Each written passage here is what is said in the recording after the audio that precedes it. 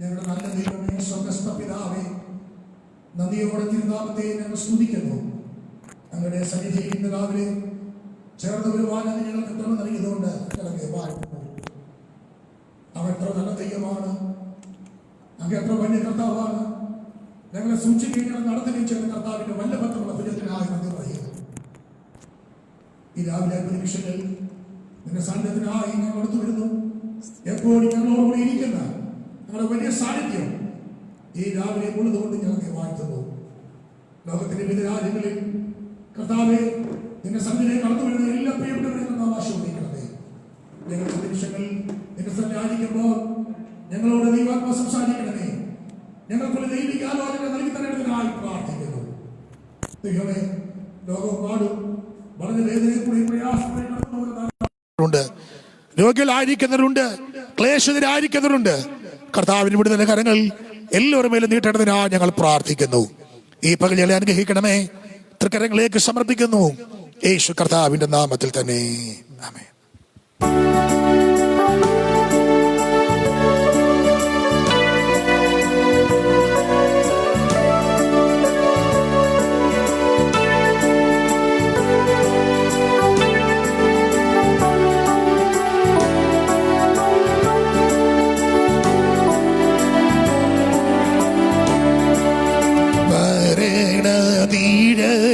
താഴ്വരയിൽ ശരണമായി യേശുവുണ്ട്. മരണ നീഴലിൻ താഴ്വരയിൽ ശരണമായി യേശുവുണ്ട്. കരളലിഞ്ഞു എൻ കൈകൾ പീഡിച്ചു താങ്ങി നടത്തിയിടും അന്ത്യം വരെ. കരളലിഞ്ഞു എൻ കൈകൾ പീഡിച്ചു താങ്ങി നടത്തിയിടും അന്ത്യം വരെ. വിശ്വാസ ജീവിത പടകിൽ ഞാൻ സിയോൻ നഗരിയിൽ പോകുന്നു. ഞാൻ വിശ്വാസനായകൻ യേശുവെ നോക്കി വിശ്രമദേശത്തു പോകുന്നു. ഞാൻ വിശ്വാസനായകൻ യേശുവെ നോക്കി വിശ്രമദേശത്തു പോകുന്നു.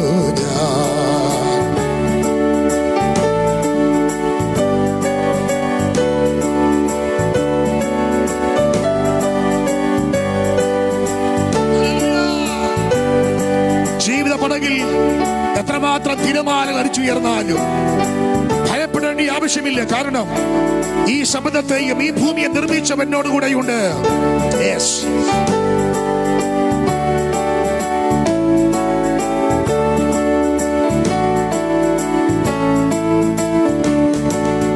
അലകൾ പടകിൽ അടിച്ചെന്നാൽ അല്ലൊരൽപ്പവും ഇല്ലെനിക്ക്.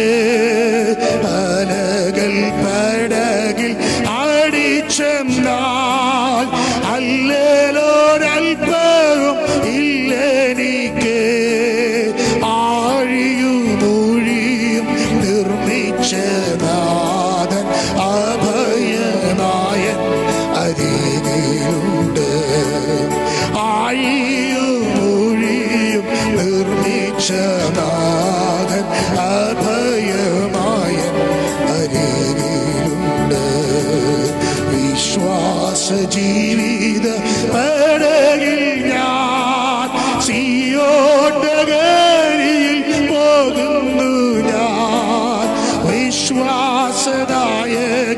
യേശുവെ നോക്കി വിശ്രമദേശത്തു പോകുന്നു. ഞാൻ വിശ്വാസനായകൻ യേശുവെ നോക്കി വിശ്രമദേശത്തു പോകുന്നു.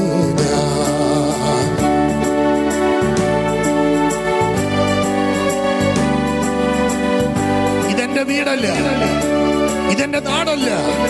എനിക്ക് വേണ്ടി ദൈവം ഒരുക്കിയിരിക്കുന്ന വീടുണ്ട്. ആ വീട്ടിൽ ഞാൻ ചെന്നു ചേരും. എന്റെ കണ്ണുനീരൊക്കെ അന്ന് മാറും. എണ്ണിയാൽ തീരാത്ത എല്ലാ കൃപകളെയും ഓരോന്നായി ഞാൻ വർണ്ണിച്ച് ആ പാദത്തിൽ വീണ് ഞാൻ നമസ്കരിക്കും, അവന്റെ സ്തോത്രം ചെയ്യും. ആമേൻ.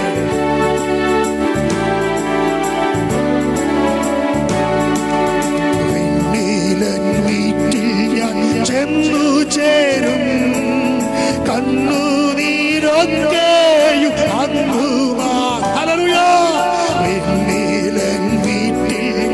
ചെന്നു ചേരും, കണ്ണുനീരൊക്കെയും അന്നു മാറും. എണ്ണിയാൽ തീരാത്തവൻ കൃപകൾ വന്നിച്ചു പാദത്തിൽ വീണിടുക.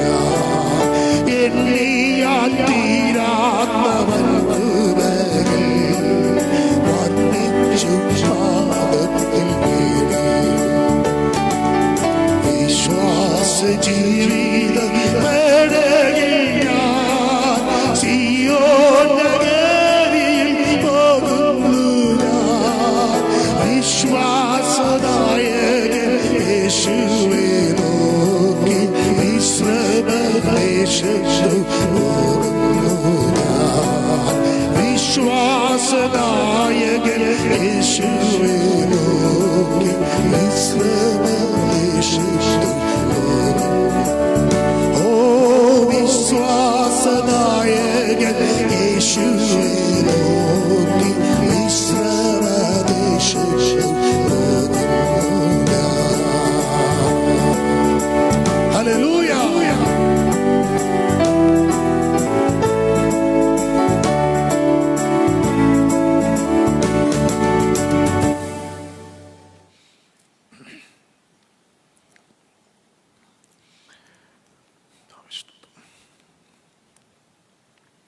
കർത്താവിന്റെ ധന്യമായ നാമം ഈ രാവിലെ വാഴ്ത്തപ്പെടുമാറാകട്ടെ.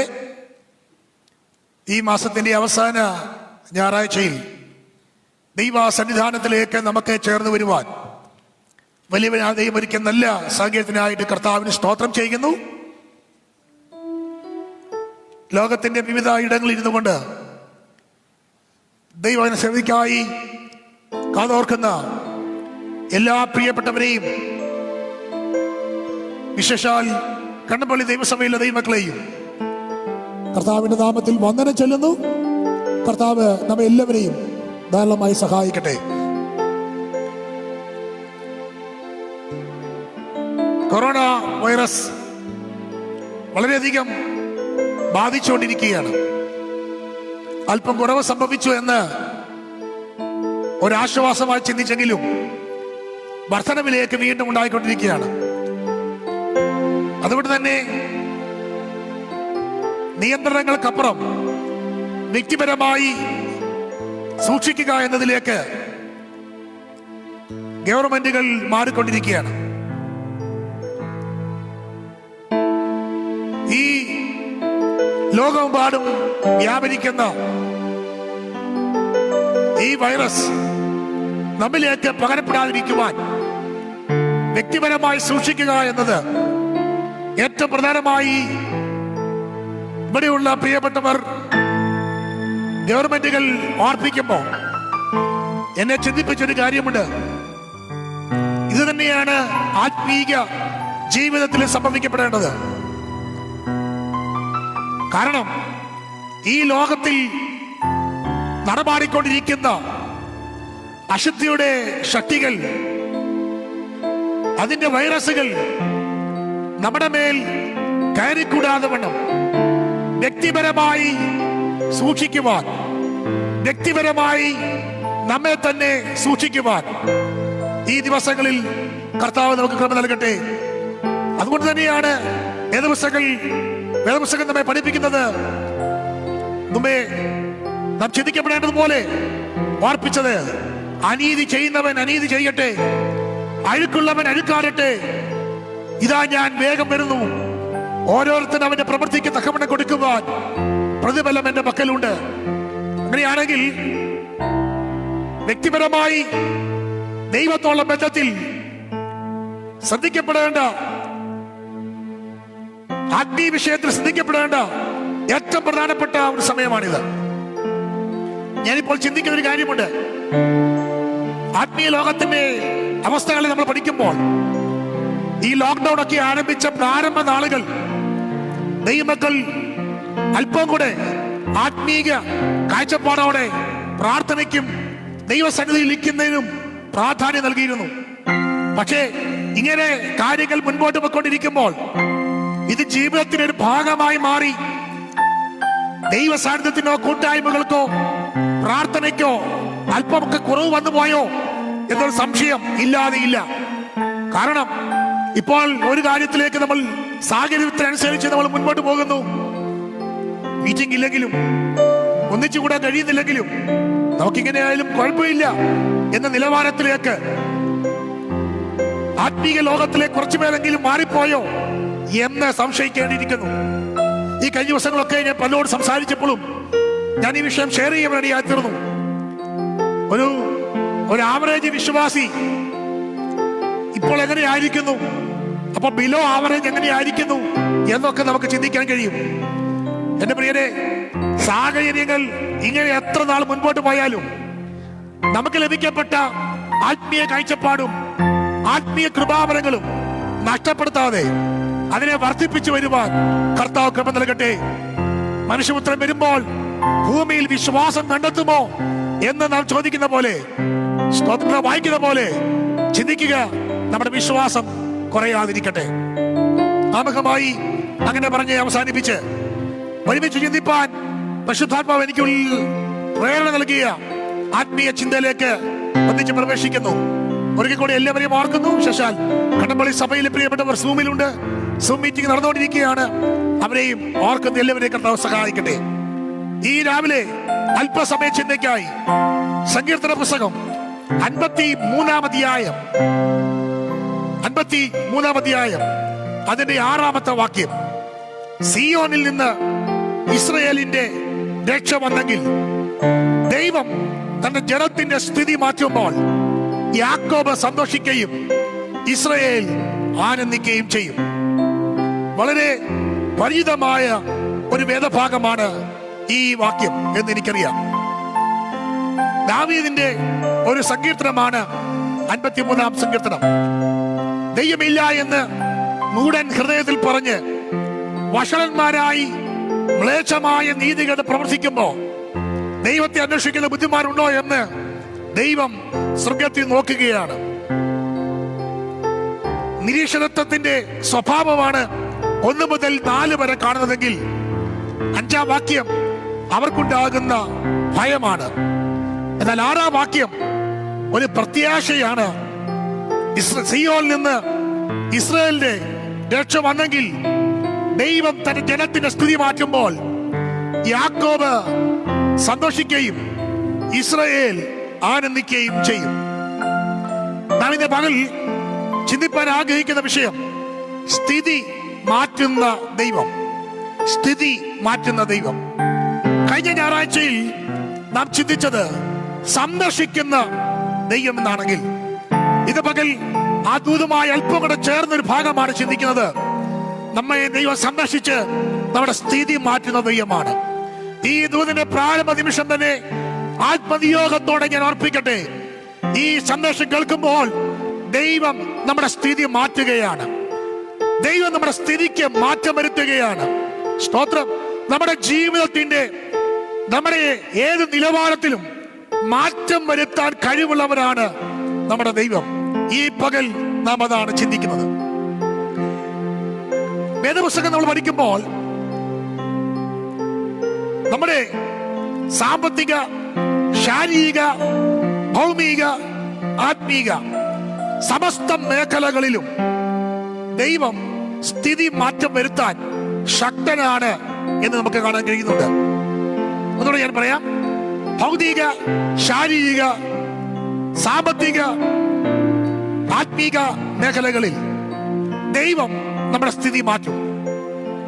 എന്നാൽ ഏതെങ്കിലും ഭൗതികമായ ഒരു അനുഗ്രഹത്തെ കുറിച്ചല്ല യഥാർത്ഥത്തിൽ നാം ചിന്തിക്കേണ്ടത്. ഭൗതികമായ ഏത് അനുഭവമാണെങ്കിലും അതൊന്നും നമ്മുടെ നിത്യതയെ ബാധിക്കില്ല.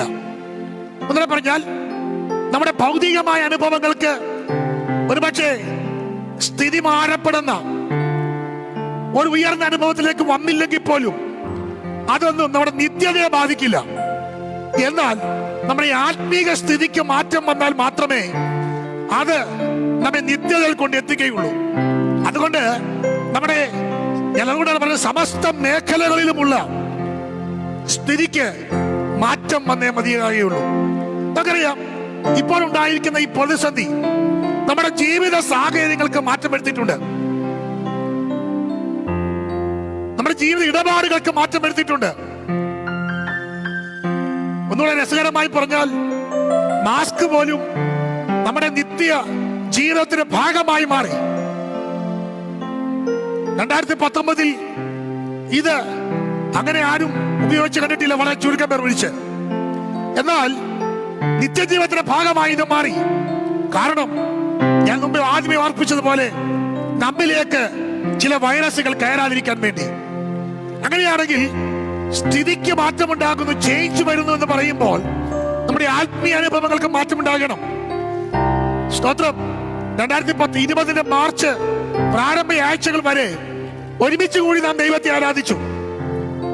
കൈ കൊടുക്കാൻ, വിശുദ്ധുംബരം നൽകാൻ, തിരുമേശയിൽ പങ്കിടുവാൻ, വചനം കേൾക്കുവാൻ, സാക്ഷ്യം പറയുവാൻ, കൂട്ടായ്മ ബന്ധം കൂടുവാൻ ഒക്കെ നമുക്ക് സാഹചര്യം ഉണ്ടായിരുന്നു. എന്നാൽ ഇന്ന് ഏകദേശം 15 ആഴ്ചയായി ദൈവമക്കൾ ഒരുമിച്ച് കൂടി വന്നിട്ട് ഒരുമിച്ച് ഒന്ന് കണ്ട് ദൈവത്തെ ഒന്നിച്ച് ആരാധിച്ചിട്ട് ഇനി എത്ര നാൾ ഇങ്ങനെ മുൻപോട്ട് പോകുമെന്നും നമുക്കറിയില്ല. എന്നാൽ സ്ഥിതിക്കൊക്കെ മാറ്റം വന്നുകൊണ്ടിരിക്കുമ്പോൾ നമ്മുടെ ആത്മീയ അനുഭവങ്ങൾ എങ്ങനെയുണ്ട് നാം അത് ചിന്തിക്കണം. ഇന്ന് പകൽ ഈ ദൂത് എല്ലാ മേഖലയും തൊട്ടിടപെടാൻ വേണ്ടിയാണ് ഞാൻ വേഗത്തിൽ ആഗ്രഹിക്കുന്നത്. അപ്പോ സ്ഥിതിക്ക് മാറ്റമുണ്ടാകണം. ഞാൻ ഒന്നുകൂടെ ഓർപ്പിക്കുന്നു, ഈ ദൂതിന്റെ പ്രാരംഭ നിമിഷം തന്നെ ദൈവമക്കൾ പ്രാർത്ഥിച്ചു തുടങ്ങുക. കർത്താവേ, എന്റെ ആത്മീയ അനുഭവങ്ങൾക്ക് ഒരു മാറ്റമുണ്ടാകണം. ഈ സ്ഥിതിയിൽ ഇരുന്നാൽ പോരാ, ഇതിനൊരു മാറ്റം എനിക്കുണ്ടായി. എന്നെ കുറിച്ചുള്ള ദൈവത്തിന്റെ പദ്ധതിയിലേക്ക് എന്റെ ദൈവം എന്നെ നയിക്കണമേ എന്നുള്ളൊരു പ്രാർത്ഥന എല്ലാ ദൈവമക്കൾക്കും ഉണ്ടാകട്ടെ. അപ്പോ നമ്മുടെ സ്ഥിതി ദൈവം മാറ്റുമെന്ന് പറയുമ്പോ നമ്മുടെ ഇന്നലകളിലെ സ്ഥിതി നാം ഒന്ന് ഓർക്കണം. ഏകദേശം ഒരു 10 വർഷത്തിന് മുമ്പേ ഉള്ള സ്ഥിതി അല്ല ഇപ്പോൾ നമ്മുടെ സ്ഥിതി. അത് നമ്മുടെ ഭൗമികമോ ശാരീരികമായുള്ള ചിന്തകൾ നാം നോക്കിയാലും 10 വർഷം മുമ്പേ ഉണ്ടായിരുന്ന അവസ്ഥയ്ക്കൊക്കെ നമുക്ക് മാറ്റം വരുത്തിയിട്ടുണ്ട്. 15 വർഷം മുമ്പേ ഉള്ള അവസ്ഥകൾക്ക് ഒത്തിരി വ്യത്യാസം വന്നിട്ടുണ്ട്. നമുക്ക് നമ്മുടെ തലമുറയ്ക്കും നമ്മുടെ ഭവനത്തിനും നമ്മുടെ സഭാന്തരീക്ഷത്തിനും ഒക്കെ മാറ്റം വന്നിട്ടുണ്ട്. സ്തോത്രം. അപ്പോൾ പൂർവകാല സ്ഥിതി നോക്കണം. ആത്മീയ ചിന്ത ഒന്ന് പറഞ്ഞു വരാം. ഞാൻ പലപ്പോഴും പറയുന്ന ഒരു വാക്യമാണ് എഫേസ്യ ലേഖനത്തിലെ വാക്യം. നമ്മുടെ ഇന്നലകളിലെ സ്ഥിതി ഓർക്കാൻ എപ്പോഴും ആ വാക്യം ഒന്ന് ധ്യാനിക്കാൻ നല്ലതാ. എഫേസ്യ ലേഖനം 2-ാം അധ്യായത്തിൽ അതിന് 1 മുതൽ 10 വരെയുള്ള വാക്യങ്ങൾ ഒന്ന് ചിന്തിച്ചാൽ നമ്മുടെ ഇന്നലകളിലെ സ്ഥിതി എന്തായിരുന്നെന്നും ഇന്നിന്റെ സ്ഥിതി എന്താണെന്നും നാളെ നാം എന്തായി തീരുമെന്നും ഉള്ളത് നമുക്ക് കാണാൻ കഴിയുന്നുണ്ട്. നോക്കുക, സ്തോത്രം. ഇന്നലത്തെ സ്ഥിതി അതിക്രമങ്ങളാലും പാപങ്ങളാലും മരിച്ചവരായിരുന്നു നമ്മൾ. നമ്മുടെ ഇന്നലത്തെ നമ്മുടെ സ്ഥിതി എന്തായിരുന്നു? അതിക്രമങ്ങളാലും പാപങ്ങളാലും മരിച്ചവരായിരുന്നു. സ്തോത്രം. കരുണാസമ്പന്നനായ ദൈവം നമ്മെ സ്നേഹിച്ചു. ഇന്നലകളിലെ നമ്മുടെ സ്ഥിതി 2 വാക്യം ഒന്നുകൂടെ ഉണ്ട്. അവയിൽ നിങ്ങൾ മുൻപേ ഈ ലോകത്തിന്റെ കാലഗതിയെയും ആകാശത്തിന്റെ അധികാരത്തിനും അനുസരണക്കേടിന്റെ മക്കൾ ഇപ്പോൾ വ്യാപരിക്കുന്ന ആത്മാവിനും അധിപതിയായവനെ അനുസരിച്ച് നടന്നു. നാം എല്ലാവരും മുൻപേ ജഡമോഹങ്ങളിൽ നടന്നു. ജഡത്തിനും മനോവികാരങ്ങൾക്കും ഇഷ്ടമായുള്ളത് ചെയ്തു. മറ്റുള്ളവരെ പോലെ പ്രകൃതിയാൽ കോപത്തിന്റെ മക്കളായിരുന്നു. ഇതാണ് ഇന്നലകളിലെ നമ്മുടെ സ്ഥിതി. ഏതെല്ലാം പാരമ്പര്യം പറയാനുണ്ടെങ്കിലും, ഏതെല്ലാം ആത്മീയ പൈതൃകം പറയാനുണ്ടെങ്കിലും, എനിക്കും നിങ്ങൾക്കും പറയാൻ കഴിയുന്ന ഇന്നലത്തെ സ്ഥിതി അതാണ്. ഏത്? ഈ ലോകത്തിനനുസരിച്ച് ഇപ്പോൾ ഈ ലോകത്തിൽ അനുസരണക്കേടിന്റെ മക്കളിൽ വ്യാപരിക്കുന്ന ആത്മാവിന് കീഴ്പ്പെട്ട് ജഡമോഹങ്ങളിൽ മനോവികാരങ്ങളിൽ സ്വന്തം ഇഷ്ടത്തിനനുസരിച്ച് നടന്ന ഒരു പൂർവ്വകാലം. ഈ പൂർവ്വകാലം നമ്മൾ മറക്കരുത്. ഈ പൂർവ്വകാലത്ത് നിന്നാണ് അടുത്ത വാക്യം നമ്മൾ വായിക്കുന്നു, കരുണാസമ്പന്നനായ ദൈവമോ നമ്മെ സ്നേഹിച്ച സ്നേഹം നിമിത്തം. Price the Lord. ദൈവമക്കളെ, ഓർത്ത് ദൈവത്തെ ഒന്ന് സ്തുതിക്കാൻ കഴിയണം. എന്റെ ഇന്നലത്തെ ആത്മീയ സ്ഥിതി ഇങ്ങനെയായിരുന്നു. അതിക്രമങ്ങളാലും പാപങ്ങളാലും മരിച്ചതായിരുന്നു. ഈ ലോകത്തിന് അനുസരിച്ച് ഓടിയതായിരുന്നു. പക്ഷേ കരുണാസമ്പന്നനായ ദൈവത്തിന് എന്നെ സ്നേഹിക്കാൻ പ്രസാദം തോന്നി. ഹല്ലേലൂയ. എന്നോട് കരുണയുണ്ടായി. അതുകൊണ്ട് എന്റെ സ്ഥിതിക്ക് മാറ്റം ഉണ്ടായി. ഇന്ന് ഏതെങ്കിലും ഒരു ആത്മീയ സ്ഥിതി ഉണ്ടെന്ന്, അർത്ഥാൽ ദൈവമക്കൾ എന്ന സ്ഥിതിയിലേക്ക് നമ്മൾ വന്നെങ്കിൽ അതിന്റെ പിൻപിലെ കാരണം പൂർവസ്ഥിതിയിൽ നിന്ന് ഇന്നിന്റെ സ്ഥിതിയിലേക്ക് നമ്മെ കൊണ്ടുവരുവാൻ കരുണാസമ്പന്നനായ ദൈവത്തിന് പ്രസാദം തോന്നി. അത് വിശ്വസിക്കുന്നവരും അതനുഭവിക്കുന്നവരും കരമുയർത്തി ദൈവത്തെ സ്തുതിക്കാൻ തയ്യാറാകട്ടെ. എന്നിട്ട് പറയാണ് 6-ാം വാക്യം, ക്രിസ്തുവേശുവിൽ നമ്മെ കുറിച്ചുള്ള വാത്സല്യത്തിൽ തന്റെ കൃപയുടെ അത്യന്തധനത്തെ വരുംകാലങ്ങളിൽ കാണിക്കേണ്ടതിന് ക്രിസ്തുവേശുവിൽ അവനോടുകൂടി ഉയർത്തെഴുന്നേൽപ്പിച്ചു, സ്വർഗത്തിൽ ഇരുത്തുകയും ചെയ്തു. ഇന്നിന്റെ സ്ഥിതി അവനോടൊപ്പം ദൈവം നമ്മെ സ്വർഗത്തിൽ ഇരുത്തി. ഇനി വരുവാൻ പോകുന്ന ഒരനുഭവമുണ്ട്. കൃപയുടെ അത്യന്തധനം വരുംകാലങ്ങളിൽ വെളിപ്പെടാനുള്ള ദൈവ പദ്ധതികളുണ്ട്. ഇതാണ് ആത്മീക സ്ഥിതി എന്ന് കാണുന്നത്. ഞാൻ ആ ഭാഗം നിങ്ങൾക്ക് മനസ്സിലായെന്ന് ചിന്തിക്കുന്നു. അപ്പോൾ ഭൗതികമായ അനുഭവങ്ങൾക്കപ്പുറം ആത്മീക സ്ഥിതിക്ക് മാറ്റം വന്നു.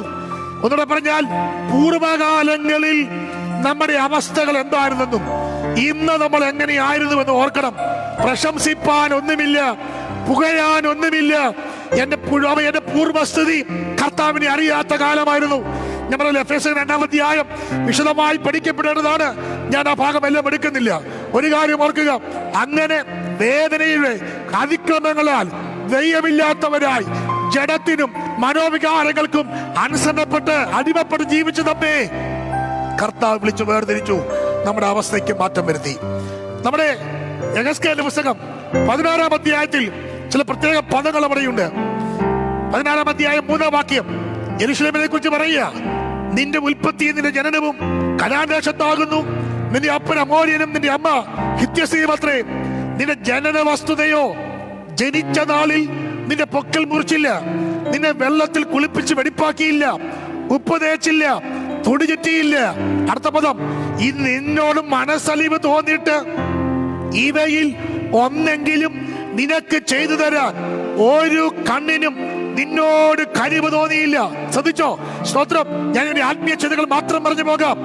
ഒരു മനുഷ്യനും കഴിവ് തോന്നിയില്ല. ചെയ്തു തരേണ്ട പലതും ചെയ്യേണ്ടവർ പലതും ചെയ്യാതെ വന്നു. മനസ്സിലാകുന്നുണ്ടോ? നമ്മുടെ ഇന്നലകളിലെ അനുഭവങ്ങൾ നോക്കുക. കരുണ തോന്നേണ്ട പലരും കരുണ തോന്നിയില്ല. ആ പദം ഒന്നുകൂടെ പറയാം.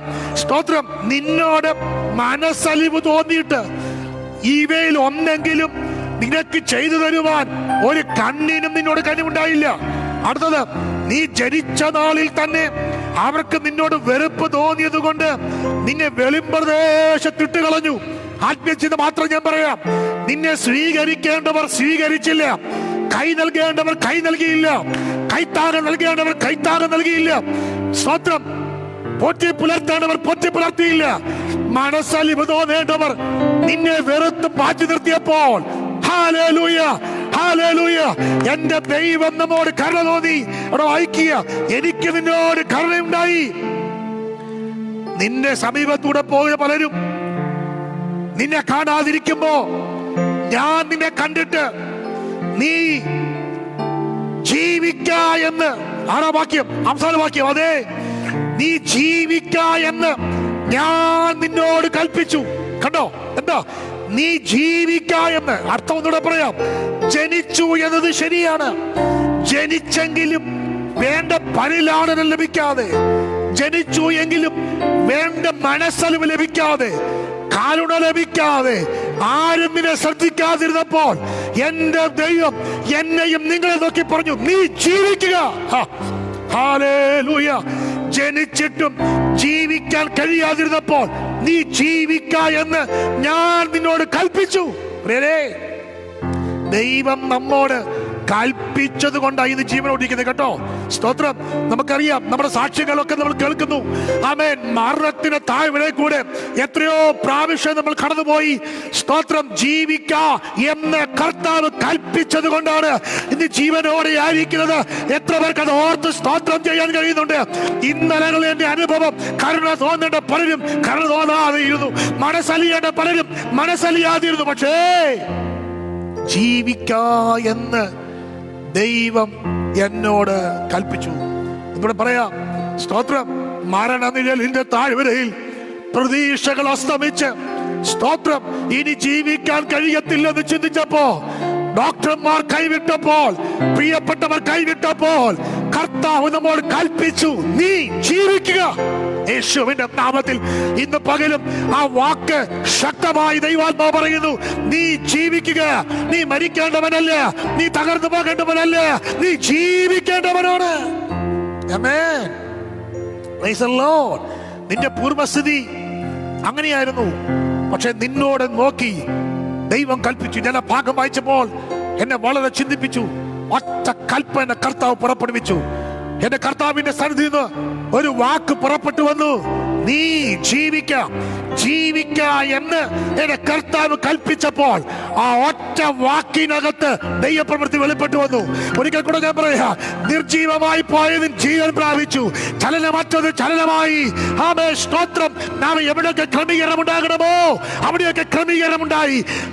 അങ്ങനെയെങ്കിൽ ഈ വചനത്തിന്റെ അടിസ്ഥാനത്തിൽ ഇന്ന് പകൽ ആത്മാവിൽ ചെന്ന് കൽപ്പിക്കുന്നു, നീ ജീവിക്കുക. യേശുവിന്റെ നാമത്തിൽ അത് സംഭവിക്കട്ടെ, അത് സംഭവിക്കട്ടെ. എത്ര ദൈവമക്കൾ ഇന്ന് മക്കൾ വിശ്വസിക്കുന്നു കർത്താവ് അത് ചെയ്യാൻ പോകുക. നീ ജീവിക്ക എന്ന് ദൈവം കൽപ്പിക്കുകയാണ് യേശുവിന്റെ നാമത്തിൽ. ഇനിയും 14-ാം അധ്യായം താഴോട്ട് ഒത്തിരിയുണ്ട്. ഞാൻ എന്തെല്ലാം നിനക്ക് ചെയ്തു, എന്തെല്ലാം കാര്യങ്ങൾ ഞാൻ നിനക്ക് ചെയ്തു, എല്ലാം വിശദമാക്കാൻ ആഗ്രഹിക്കുന്നില്ല. എനിക്ക് അടുത്ത ഭാഗത്തേക്ക് കയറി വരണം. സ്തോത്രം. ആരും തിരിഞ്ഞു നോക്കാതിരുന്നപ്പോ, നിന്റെ പ്രാണൻ ഇല്ലാതായി പോയെന്ന് നീ ചിന്തിച്ചപ്പോൾ, നിനക്കിനി മുന്നേറാൻ കഴിയത്തില്ല എന്ന് നീ ചിന്തിച്ചപ്പോൾ, ദൈവം പറഞ്ഞു, നീ ജീവിക്കുക. എത്ര പേർക്ക് പറയാൻ കഴിയുന്നുണ്ട്? എന്റെ കർത്താവ് എന്നെ നോക്കി കൽപ്പിച്ചു, നീ ജീവിക്കാൻ. ആമേൻ. സ്തോത്രം. മരണത്തോട് മല്ലടിച്ചപ്പോഴും ദൈവം പറഞ്ഞു, നീ ജീവിക്കുക, നീ ജീവിക്കുക. ഓക്കെ. അങ്ങനെ ജീവിക്കുക എന്ന് കൽപ്പിച്ചു എന്ന് മാത്രമല്ല, നൽകേണ്ടത് മുഴുവൻ നൽകി. ഇനിയും യോവേലിന്റെ പുസ്തകത്തിലേക്ക് വരുമ്പോൾ, യോവേൽ പ്രവചനം 1-ാം അധ്യായം 4-ാം വാക്യം ഇങ്ങനെ വായിക്കുന്നു, തുള്ളൻ ശേഷിപ്പിച്ചത് വെട്ടിക്കിളി തിന്നു, വെട്ടിക്കിളി ശേഷിപ്പിച്ചത് വീട്ടിൽ തിന്നു, വീട്ടിൽ ശേഷിപ്പിച്ചത് പച്ചപ്പുഴു തിന്നു. എന്താ അതിന്റെ ആശയം? സ്തോത്രം. ആമേൻ. പലതും ഇല്ലാതായി, നഷ്ടപ്പെട്ടു. ഇത് ദൈവജനത്തിന്റെ ഭൗമിക കാര്യമാണ്, ദൈവജനത്തിന്റെ ഭൗമിക കാര്യമാണ്. എന്താ? വീട്ടിൽ തുള്ളൻ, വെട്ടിക്കിളി, പച്ചപ്പുഴി എല്ലാം തിന്നുകളഞ്ഞു. സ്തോത്രം. ഒരിക്കൽ പച്ചപ്പുണ്ടായിരുന്നു, ഒരിക്കൽ നന്മയുണ്ടായിരുന്നു, പക്ഷേ അത് നഷ്ടപ്പെട്ടു. വീട്ടിലും പച്ചപ്പുഴുവും വെട്ടിക്കിളിയും തുള്ളനും ഒക്കെ തിന്ന് അതില്ലാതായി. ദൈവം പറയുക, നിന്റെ അവസ്ഥയ്ക്ക് ഞാൻ മരുന്ന് മാറ്റം പോവാ. ഭൗമിക ഭാഗവുമായി ബന്ധപ്പെട്ട അവിടെയുണ്ട്. നിന്റെ പച്ചപ്പില്ലാതായി. സ്തോത്രം. നിനക്കുണ്ടായ നന്മകൾ ഇല്ലാതെയായി. നീ പ്രതീക്ഷയോടെ നനച്ച് വളമിട്ട് വളർത്തിക്കൊണ്ടുവന്ന പലതും നിനക്കതിന് നന്മ അനുഭവിക്കാൻ കഴിയാതെ, യേശുവിന്റെ നാമത്തിൽ ഈ ദൂതൊരിക്കൽ കൂടി ഞാൻ ആവർത്തിക്കുന്നു, നീ പ്രതീക്ഷയോടെ നട്ട് വളമിട്ട് തടമെടുത്ത് വെള്ളമൊഴിച്ച് വളർത്തിക്കൊണ്ടുവന്ന, പ്രതീക്ഷയോടെ വളർത്തിക്കൊണ്ടുവന്ന പലതിനെയും പച്ചപ്പുഴുവും വീട്ടിലും തുള്ളനും ഒക്കെ തിന്ന് കളഞ്ഞെങ്കിൽ, ദൈവം പറയുക, നിന്റെ അവസ്ഥയ്ക്ക് ഞാൻ മാറ്റം വരുത്താൻ പോകുക, നിന്റെ സ്ഥിതിക്ക് ഞാൻ മാറ്റം വരുത്താൻ പോകുക. നിന്റെ ഇന്നലത്തെ അവസ്ഥ ഇങ്ങനെയാണ്, പക്ഷെ ഞാൻ മാറ്റം വരുത്താൻ പോകുക. ഞാൻ ആ ഭാഗം പിന്നീട് ഓർപ്പിക്കാം. അതുകൊണ്ട് അടുത്ത ഭാഗത്തേക്ക് വേഗം പ്രവേശിക്കാം. അപ്പോൾ പൂർവസ്ഥിതി ഇതാണ്. ഏതൊക്കെയാ? ഒന്ന് ഞാൻ പറഞ്ഞു, ആത്മീയ അനുഭവം, അതിക്രമങ്ങളാലും പാപങ്ങളാലും മരിച്ചവരാണ് നമ്മുടെ പൂർവസ്ഥിതി. രണ്ടാമത് ഞാൻ പറഞ്ഞു, ജനിച്ച നാളിൽ നമ്മെ ശ്രദ്ധിക്കേണ്ടവർ ശ്രദ്ധിച്ചില്ല, മനസ്സലിവ് കാണിക്കേണ്ടവർ മനസ്സലിവ് കാണിച്ചില്ല. മൂന്നാമത്തെ പൂർവസ്ഥിതി, വീട്ടിലും പച്ചപ്പുഴുവും സ്തോത്രം, വെട്ടുക്കിളിയും ഒക്കെ തിന്നു കളഞ്ഞ ഒരനുഭവം. ഇതെല്ലാം അനുഭവം പൂർവസ്ഥിതിയാണ്. ഓക്കെ, ഈ പൂർവസ്ഥിതി ദൈവം മാറ്റുക. ഞാൻ അതിലേക്ക് പിന്നീട് വരാം. ഒന്നൊരു കാര്യം ഓർപ്പിച്ചെങ്കിലും അടുത്ത കാര്യം ഞാൻ വരാം. എന്നാൽ ഒരു കാര്യം ഓർക്കണം, ഈ സ്ഥിതി എപ്പോഴാണ് വഷളായി പോയത്? അതുകൂടെ ചിന്തിക്കണമല്ലോ. സ്ഥിതി എപ്പോഴാ വഷളായി പോയെ? പൂർവസ്ഥിതി ചിലതൊക്കെ നന്മയായിരുന്നു, പക്ഷെ എപ്പോഴാണ് ഇത് വഷളായി പോയെ? വഷളായി പോകാൻ കാരണം എന്തുവാ? അവിടെ വായിക്കണം, മനസ്സിലാക്കണം. നമുക്കറിയാം, യേശു ഉള്ളിൽ വന്നാൽ ഒരുവന്റെ സ്ഥിതിക്ക് മാറ്റം ഉണ്ടാകും. യേശു ഉള്ളിൽ വന്നാൽ ഒരുവന്റെ അവസ്ഥയ്ക്ക് മാറ്റം ഉണ്ടാകും. നമുക്ക് അത് വേദഭാഗം പഠിക്കുമ്പോൾ നമുക്ക് മനസ്സിലാക്കാൻ കഴിയും. ഞാനത് പിന്നീട് വേണമെങ്കിൽ ഒന്ന് ഓർപ്പിച്ചു വരാം. എന്നാൽ ദുരാത്മാവ് ഒരുവനിൽ ആവസിച്ചാൽ അവൻ വഷളായി പോകും. അവന്റെ അവസ്ഥയ്ക്ക്, സ്ഥിതിക്ക് മാറ്റം ഉണ്ടാകും. മത്തായി സുവിശേഷം 12-ാം അധ്യായത്തിലും ലൂക്കോസ് 11:26 വായിക്കുമ്പോൾ നമുക്കറിയാം, ഒരുവനിൽ നിന്ന് ദുരാത്മാവ് വിട്ടുപോയിട്ട് അവൻ ഇങ്ങനെ ഓടി നടന്നു. ദുരാത്മാവ് നോക്കി നടന്ന് തിരിച്ച് വന്ന് നോക്കിയപ്പോ ഇത് വെടിപ്പുള്ളതായി കിടക്കുക, ഒരു കുഴപ്പമില്ലാതെ കിടക്കുക. അവിടെ വായിക്കുന്നത്, തന്നിലും ബലമേറിയ 7 എണ്ണത്തിനെ കൂടെ വിളിച്ചോണ്ട് വരും. അവിടെ വായിക്കുന്നു, അവരുടെ സ്ഥിതി മുമ്പത്തേതിനേക്കാൾ വഷളാകും. അപ്പോൾ എങ്ങനെയാ സ്ഥിതി വഷളാകുന്നേ? അതോടെ പഠിക്കണമല്ലോ. സ്ഥിതി വഷളാകാൻ കാരണം എന്തുവാ? ഞാനതിങ്ങനെ പറയാം. യേശുവിനെ സ്വീകരിച്ചു, യേശുവിനെ പിൻപറ്റി, സ്തോത്രം, മാറ്റമുണ്ടായി. യേശു ഉള്ളിൽ വന്നു. പക്ഷെ യേശു ഉള്ളിൽ വന്നു എന്നത് ശരിയാണെങ്കിലും, ദുരാത്മാവ് മാറിപ്പോയെന്നത് സത്യമാണെങ്കിലും, ഇത് തിരിച്ചു വന്ന് നോക്കും. ഈ ദുരാത്മാവേ ഒന്ന് കറങ്ങി തിരിച്ചു വന്ന് നോക്കിയപ്പോ ഇവിടെ അടിച്ച് വെളിപ്പുള്ളതായി കിടക്കുക, ഒരു കുഴപ്പമില്ല കിടക്കുക. കാരണം എന്തറിയോ? ഉള്ളിൽ, ഹൃദയത്തിൽ നിറയ്ക്കേണ്ടത് നിറച്ചിട്ടില്ല. നമുക്ക് അതിന്റെ ചിന്ത നിങ്ങൾക്ക് അറിയാതെ ചിന്തിക്കുന്നു. വചനത്താലും ആത്മാവിനാലും ദൈവകൃപയാലും നിറയപ്പെടേണ്ട ഹൃദയം, സ്വതന്ത്രം, അത് നിറയപ്പെടാതെ വിശ്വാസത്തിലാണോ എന്ന് ചോദിച്ചാൽ വിശ്വാസത്തില. രക്ഷിക്കപ്പെട്ടാണോ എന്ന് ചോദിച്ചാൽ രക്ഷിക്കപ്പെട്ടതാ. ഞാൻ കഴിഞ്ഞ ദിവസം സംസാരിച്ചപ്പോൾ ഇങ്ങനെ ഓർപ്പിച്ച കാര്യമുണ്ട്. ഞായറാഴ്ച വന്നു പോകണം എന്ന ചിന്തയോടെ വന്നു പോയവർക്കൊക്കെ ഇപ്പൊ നല്ല കാലമാണ്. കാരണം വരാതെ വീട്ടിൽ ഇരിക്കാമല്ലോ. അത് കുഴപ്പമില്ല. കാരണം വിശ്വാസിയാണെന്ന് ചോദിച്ചാൽ വിശ്വാസിയാണ്. ആത്മീയമായി യാതൊരുവിധ പുരോഗതിയില്ല, വചനമകത്തില്ല, പ്രാർത്ഥനാ ജീവിതമില്ല, അഭിഷേകത്തിന് നിറവില്ല, ദൈവകൃപയില്ല. വെറുതെ വന്നു എന്നത് ശരിയാണെങ്കിലും, രക്ഷിക്കപ്പെട്ടു എന്നത് ശരിയാണെങ്കിലും ശൂന്യമായി പോയി. ഇത് മകൾ ഓർക്കണം, നീ ശൂന്യമായി പോയെങ്കിൽ, നിന്റെ ഹൃദയത്തിനകത്ത് വചനമില്ലെങ്കിൽ, ആത്മകൃപ അകത്തില്ലെങ്കിൽ സംഭവിക്കപ്പെടാൻ പോകുന്ന കാര്യം എന്തെന്നറിയാമോ? ദുരാത്മാവ് തന്നിലും ബലമേറി 7 എണ്ണത്തിനെ കൊണ്ടുവരും. എന്നിട്ട് അത് പ്രവേശിച്ചിട്ട് പൂർവസ്ഥിതിയേക്കാൾ വഷളായി പോകും. അപ്പോൾ സ്ഥിതി വഷളാകാൻ കാരണം എന്താ? അകത്ത് വചനയില്ല. നമുക്കറിയാം, ശൗല് ദുരാത്മാവ് ബാധിച്ചു കഴിഞ്ഞപ്പോ അവന്റെ അവസ്ഥ എന്തായിരുന്നു? ശമൂവേലിന്റെ വീട്ടിൽ നിന്ന് അഭിഷേകമൊക്കെ പ്രാപിച്ച് അഭിഷേകതയിലൊക്കെ വീണ് വന്നപ്പോ പ്രവചിക്കുന്നവരെ കണ്ടു. ദൈവാത്മാവ് പറഞ്ഞനുസരിച്ച് അവനും പ്രവാചക ഗണത്തിലായി. അവനും പ്രവചിക്കാൻ തുടങ്ങി. അവനും പ്രവചിച്ചു തുടങ്ങി എന്നാ വായിക്കുന്നേ. പക്ഷെ കുറച്ചു കഴിഞ്ഞപ്പോൾ പ്രവചിച്ചവൻ ഇപ്പം അഭിഷേകമുള്ളവനെ കുത്താൻ, സ്തോത്രം, കുന്തം കൊണ്ട് നടക്കുക. കണ്ടോ? അപ്പൊ വഷളായി പോയി. കാരണം ദൈവാത്മാവ് മാറിയാൽ ദുരാത്മാവ് കയറും. ദുരാത്മാവ് കയറിയാൽ അഭിഷേകമല്ല ഉണ്ടാകുന്നത്.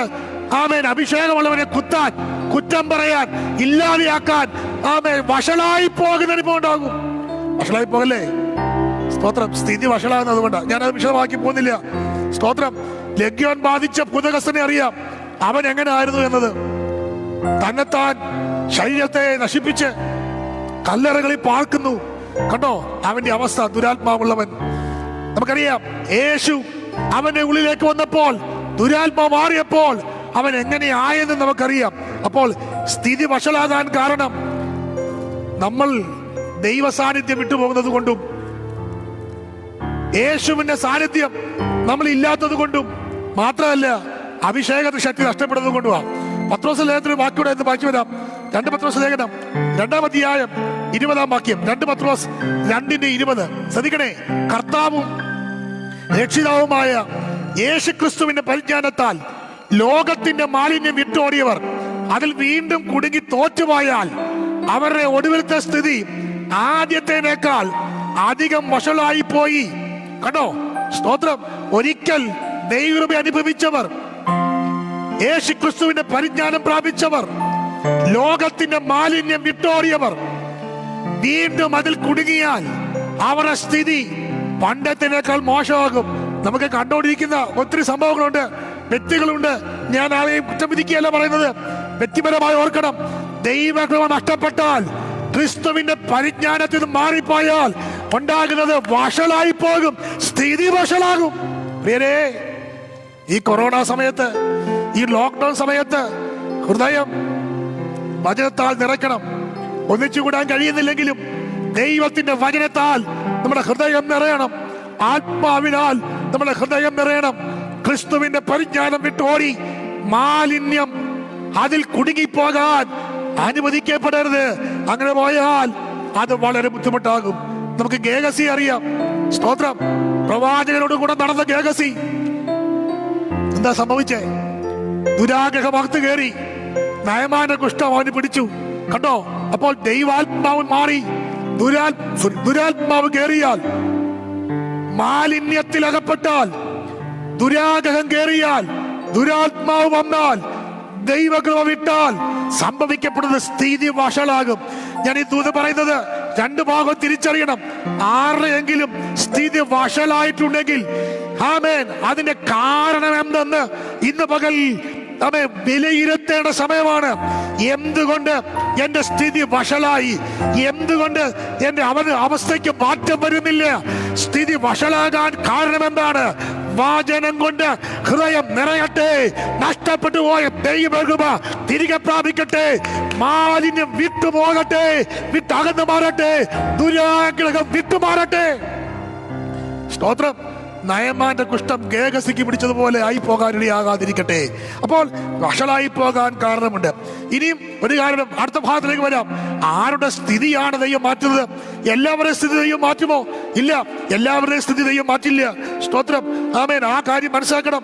എല്ലാവരുടെയും സ്ഥിതി ദൈവം മാറ്റില്ല. 144-ാം സങ്കീർത്തനം അതിന്റെ 15-ാം വാക്യം. ഈ സ്ഥിതിയിൽ ഇരിക്കുന്ന ജനം ഭാഗ്യമുള്ളത്. യഹോവ ദൈവമായിരിക്കുന്ന ജനം ഭാഗ്യമുള്ളത് തന്നെ. ആരുടെ സ്ഥിതിയാ മാറുന്നറിയാമോ? സ്തോത്രം. അത് ഒട്ടുമുമ്പൊക്കെ വാക്യങ്ങളുണ്ട്. എന്നുവെച്ചാൽ യഹോവ ദൈവമായിരിക്കുന്ന ജനമാണ്, അവരുടെ സ്ഥിതിയാണ് മാറുന്നത്. പ്രതീക്ഷകൾ ഒത്തിരി മാറിപ്പോയാലും ദൈവത്തെ വിട്ട് അകന്നു പോകാത്ത അവൻ വ്യക്തികളുടെ സ്ഥിതിക്ക് ദൈവം മാറ്റം വരുത്തും. ഞാൻ മുമ്പ് പറഞ്ഞ യോവേലിന്റെ പുസ്തകത്തിലേക്ക് മടങ്ങി വരുമ്പോൾ അതൊന്നുകൂടെ മനസ്സിലാക്കാം. 1-2 അധ്യായങ്ങൾ നമ്മൾ പഠിച്ചാൽ വളരെ പ്രശ്നങ്ങളാണ്. ഞാൻ ആദ്യമേ പറഞ്ഞു, പച്ചപ്പുഴും വിട്ടിലും തുള്ളനൊക്കെ തിന്നു കളഞ്ഞു. പക്ഷേ 1-ാം അധ്യായത്തിൽ അതാണ് അവസ്ഥയെങ്കിൽ 1-ാം അധ്യായവും 2-ാം അധ്യായം പഠിക്കണം. അവർ പറഞ്ഞു, പോരാ, ഈ സ്ഥിതി പോയാ ഇങ്ങനെ ആയാ പറ്റില്ല, നമുക്കൊരു മാറ്റം വരണം. 2-ാം അധ്യായം 12-ാം വാക്യം. എന്നാൽ ഇപ്പോഴെങ്കിലും നിങ്ങൾ പൂർണ്ണ ഹൃദയത്തോടെ, ഉപവാസത്തോടെ, കരച്ചിലോടെ, വിലാപത്തോടെ എങ്കിലേക്ക് തിരുവീൻ. വസ്ത്രങ്ങളെയല്ല, ഹൃദയങ്ങളെ തന്നെ നിങ്ങൾ കീറി ദൈവമായ യഹോവയുടെ അടുക്കലേക്ക് തിരിഞ്ഞു വരുവീൻ. കേട്ടോ? സ്തോത്രം. ആരുടെ സ്ഥിതിക്കാ മാറ്റം വരുന്നറിയോ? ഇന്നലകളിൽ നഷ്ടപ്പെട്ടു പോയ അനുഭവങ്ങൾ മാറ്റം വരണമെങ്കിൽ ഉപവസിക്കാൻ താല്പര്യപ്പെട്ട 1-ാം അധ്യായത്തിൽ ഒത്തിരിയുണ്ട്. മണവാളന്മാർ, മണവാട്ടികൾ, പുരോഹിതന്മാർ, കൃഷിക്കാർ, സ്തോത്രം. എല്ലാവരും മടങ്ങി വരണം. അവിടെ സ്തോത്രം 1-ാം അധ്യായത്തിന്റെ 11-ാമത്തെ വാക്യം മുതൽ വായിക്കുമ്പോഴുണ്ട് മടങ്ങി വരണം. കാരണം പാനീയാഗം മുടങ്ങി, സ്തോത്രം, യാഗങ്ങൾ മുടങ്ങി, ഭോജനയാഗം മുടങ്ങി, ആരാധന മുടങ്ങി. അതുകൊണ്ട് മടങ്ങി വരണം. ഈ പകൽ ഓർക്കണം, ആരുടെ സ്ഥിതി അതെയോ മാറ്റുന്നറിയാമോ? മടങ്ങി വരുന്ന, ആരാധനയിലേക്ക് മടങ്ങി വരുന്ന, ഉപവസിക്കാനും പ്രാർത്ഥിക്കാനും മനസ്സ് വെക്കുന്ന, കരച്ചിലോട് ഉപവാസത്തോട് സ്തോത്രം വസ്ത്രങ്ങളെ അല്ല ഹൃദയങ്ങളെ തന്നെ കീറി ദൈവത്തിലേക്ക് അടുത്ത് വരുന്ന ചിലരുടെ അവസ്ഥയ്ക്ക് ദൈവം മാറ്റം വരുത്താൻ പോകുക. പച്ചപ്പുഴും വീട്ടിലൊക്കെ തിന്നുപോയല്ലോ, ദൈവമേ ഈ അവസ്ഥയ്ക്ക് മാറ്റമില്ലയോ എന്ന് വേദനിക്കുന്ന ആരെങ്കിലുമൊക്കെ ഇന്ന് പകലിനെ കേൾക്കുന്നെങ്കിൽ പ്രാർത്ഥിക്കാൻ, കരയാൻ, മടങ്ങി വരാൻ, ദൈവത്തിലേക്ക് അടുത്ത് വരാൻ തീരുമാനിക്കൂ. ദൈവം അവസ്ഥയ്ക്ക് മാറ്റം വരുത്താൻ പോകുക. ഈ സ്ഥിതി അല്ല കേട്ടോ, ഈ സ്ഥിതി ദൈവം മാറ്റാൻ പോകുക. ഇന്നിന്റെ സ്ഥിതികൾക്ക് ദൈവം മാറ്റം വരുത്തും. ഇന്നിന്റെ സ്ഥിതികൾക്ക് ദൈവം മാറ്റം വരുത്തും. 2-ാം അധ്യായം ഒക്കെ പഠിക്കണം കേട്ടോ. സ്തോത്രം. ദൈവം പറയാ, നിങ്ങൾ മടങ്ങി വരണം. നിങ്ങൾ മടങ്ങി വന്നാൽ ഞാൻ നിങ്ങൾക്ക് അനുഭവം നൽകാം. എല്ലാ അനുഭവങ്ങൾക്കും ഞാൻ നിങ്ങൾക്ക് മാറ്റം നൽകാം. സ്തോത്രം. 2-ാം അധ്യായം പഠിക്കുമ്പോൾ അവിടെ പറയാ, നിന്റെ വീഞ്ഞ് വർദ്ധിച്ചു വരാൻ പോകുക, പുതുവീഞ്ഞ് വർദ്ധിച്ചു വരാൻ പോകുക, ധാന്യവും വീഞ്ഞും എണ്ണയും ഞാൻ നിങ്ങൾക്ക് നൽകാൻ പോകുക, നിങ്ങൾ തൃപ്തി പ്രാപിക്കാൻ പോകുക. 2-ാം അധ്യായത്തിന്റെ ആ ഭാഗം നമുക്കറിയാം. എന്റെ ജനം ഒരു നാളും ലജ്ജിച്ചു പോകുകയില്ല. ഹല്ലേലൂയ, സ്തോത്രം. എന്റെ ജനം ഒരു നാളും ലജ്ജിച്ചു പോകുകയില്ല. 3-ാം അധ്യായം 1-ാം വാക്യം. ആമേൻ. ഞാൻ യഹൂദയുടെയും യെരൂശലേമിന്റെയും സ്ഥിതി മാറ്റുവാനുള്ള നാളുകളിലും കാലത്തിലും, കണ്ടോ ആ ഭാഗം അടുത്ത് വായിക്കുന്നില്ല, അവിടെ വായിക്കുന്നു, ഞാൻ എന്റെ ജനത്തിന്റെ സ്ഥിതി മാറ്റും. ആരുടെ സ്ഥിതി അതയ്യം മാറ്റിയേ? വെറുതെ ഇരിക്കുന്നവരുടെ സ്ഥിതി മാറില്ല. പ്രാർത്ഥിക്കാൻ, കരയാൻ, മടങ്ങി വരാൻ, ആരാധിക്കാൻ, ഹൃദയങ്ങളെ കീറാൻ, തങ്ങളെ തന്നെ താഴ്ത്താൻ ആര് തയ്യാറാകുന്നു അവരുടെ സ്ഥിതിക്ക് ദൈവം മാറ്റം വരുത്തും. ഇന്ന് പകൽ എന്റെ ആത്മീയ സ്ഥിതിക്ക് മാറ്റമുണ്ടാകണം എന്ന് പ്രാർത്ഥിക്കുന്ന ദൈവമക്കൾ എന്നെ കേൾക്കുന്നുണ്ടെങ്കിൽ ദൈവത്തോട് പറ, ഞാൻ നെടുമ്പാട് വീഴുക, ഞാൻ കരയുക, ഇങ്ങനെ പോയാൽ പറ്റില്ല. പണ്ടുണ്ടായിരുന്ന പ്രാർത്ഥനാ ജീവിതം, പണ്ടുണ്ടായിരുന്ന ആരാധനാ ജീവിതം, പണ്ടുണ്ടായിരുന്ന ദൈവകൃപ എന്നെ നഷ്ടപ്പെട്ടു. സ്തോത്രം. പ്രാർത്ഥിക്കാത്ത ദിവസങ്ങളില്ലായിരുന്നു, കരയാത്ത ദിവസങ്ങളില്ലായിരുന്നു, ആമേൻ, ദൈവിക ശബ്ദം കേൾക്കാത്ത ദിവസങ്ങളില്ലായിരുന്നു. എല്ലാം നഷ്ടപ്പെട്ടു ദൈവമേ, നഷ്ടപ്പെട്ടു ദൈവമേ എന്ന് ഓർത്ത് കരയുന്നെങ്കിൽ മടങ്ങി വരിക. നഷ്ടപ്പെട്ടത് തിരികെ തരും. ദൈവം സ്ഥിതിക്ക് മാറ്റം വരുത്തും. പണ്ടത്തെ പോലെ എന്റെ ദൈവം മാറ്റം വരുത്തുക. അവിടെ വായിക്കുന്നു, ഞാൻ എന്റെ ജനത്തിന്റെ സ്ഥിതി മാറ്റും. എന്റെ ജനം ഒരു നാളും ലജ്ജിച്ചു പോകുകയില്ല. എന്റെ ജനം ഒരു നാളും ലജ്ജിച്ചു പോകുകയില്ല. അങ്ങനെയാണെങ്കിൽ ഇന്ന് പകൽ ഓർക്കണം, എന്റെ ദൈവം ഒരിക്കലും ലജ്ജിപ്പാൻ നമ്മെ വിട്ടുകൊടുക്കുകയില്ല. സ്തോത്രം. നമ്മുടെ ദൈവം ഒരിക്കലും ലജ്ജിപ്പിക്കുവാൻ വിട്ടുകൊടുക്കുകയില്ല. കാരണം അവൻ നമ്മുടെ സ്ഥിതി മാറ്റാൻ പോകുകയാണ്. സെഫന്യാവിന്റെ പുസ്തകം 2-ാം അധ്യായത്തിലേക്ക് വരുമ്പോൾ 2-ാം അധ്യായത്തിന്റെ 7-ാം വാക്യം ഒന്നുകൂടി ഞാൻ വായിക്കുന്നു. സെഫന്യാവ് 2:7. തീരപ്രദേശം യഹൂദദേശം ശേഷിപ്പിനാകും, അവൻ അവിടെ മേയും. അസ്കലോൻ വീടുകളിൽ അവൻ വൈകുന്നേരത്ത് കിടന്നുറങ്ങും. അടുത്ത പദമാണ് നമ്മുടെ വിഷയം. അവരുടെ ദൈവമായ യഹോവ അവരെ സന്ദർശിച്ച് അവരുടെ സ്ഥിതി മാറ്റുമല്ലോ. ഞാൻ ഓർപ്പിച്ചു, കഴിഞ്ഞ ആഴ്ച നാം ചിന്തിച്ച ഭാഗം സന്ദർശിക്കുന്ന ദൈവം. ഇവിടെ പറയാ, ഞാൻ എന്റെ ജനത്തെ സന്ദർശിച്ച് അവരുടെ സ്ഥിതി മാറും. 1-ാം അധ്യായമൊക്കെ പഠിക്കുമ്പോൾ അവരുടെ അവസ്ഥ കാണാൻ കഴിയുന്നുണ്ട്. പക്ഷെ ഇവിടെ പറയാ, അവൻ ഞാൻ അവരെ സന്ദർശിക്കും, സന്ദർശിച്ച് അവരുടെ സ്ഥിതി മാറ്റും. അങ്ങനെയാണെങ്കിൽ ആരുടെ സ്ഥിതിക്ക് മാറ്റം വരുന്നേ? യഹോവ ദൈവമായിരിക്കുന്ന ജനത്തിന്റെ സ്ഥിതിക്ക് മാറ്റമുണ്ടാകും.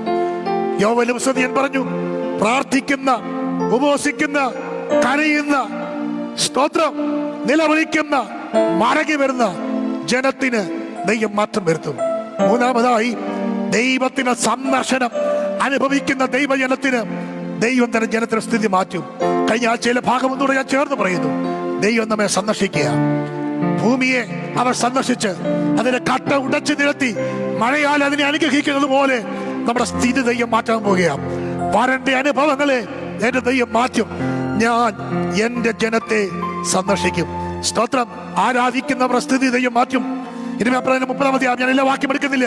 30-ാം അധ്യായം അതിന്റെ 10-ാം വാക്യം വായിക്കുമ്പോൾ ആരാധിക്കുന്നവരുടെ സ്ഥിതി ദൈവം മാറ്റും. സ്തോത്രം.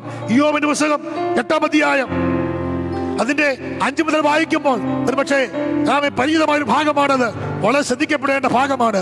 സ്തോത്രം. ഇയ്യോബിന്റെ പുസ്തകം 8-ാം അധ്യായത്തിലേക്ക് വരുമ്പോൾ അവിടെ പറഞ്ഞ കാര്യമുണ്ട്, ഞാൻ എന്റെ ജനത്തിന്റെ സ്ഥിതി മാറ്റും. പക്ഷെ ആരുടെ സ്ഥിതിയാണെന്നറിയോ മാറ്റുന്നത്?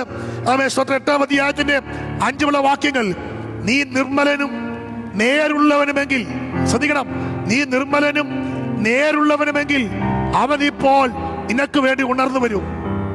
നിന്റെ നീതിയുള്ള വാസസ്ഥലത്തെ യഥാസ്ഥാനത്താക്കും. അടുത്ത പദം, നിന്റെ പൂർവസ്ഥിതി അല്പമായി തോന്നും, നിന്റെ അന്ത്യസ്ഥിതി അതിമഹത്തായിരിക്കും. ആരുടെ സ്ഥിതിയെ മാറുന്നറിയോ? നിർമ്മലനായി നേരുള്ളവനായി ദൈവത്തിന് വേണ്ടി നിൽക്കുന്നവന്റെ സ്ഥിതിക്ക് ദൈവം മാറ്റം വരുത്തുന്നു. പ്രിയമതിലെ, നീ നിർമ്മലനാണെങ്കിൽ, നീ നിഷ്കളങ്കനാണെങ്കിൽ, ഒരുപക്ഷെ ചില ബ്രാക്കറ്റ് പീരീഡ് നിനക്ക് വേദന ഉണ്ടാകാം. പക്ഷേ നിർമ്മലനോട് നിർമ്മലനായ ദൈവം, ഹല്ലേലൂയ, നിഷ്കളങ്കനായ ദൈവം നിന്റെ സ്ഥിതിക്ക് മാറ്റം വരുത്തും. ഒരുപക്ഷെ നീ സഹകരിക്കുന്ന പലരെയും അവസ്ഥയ്ക്ക് മാറ്റം വന്നിട്ടുണ്ട്.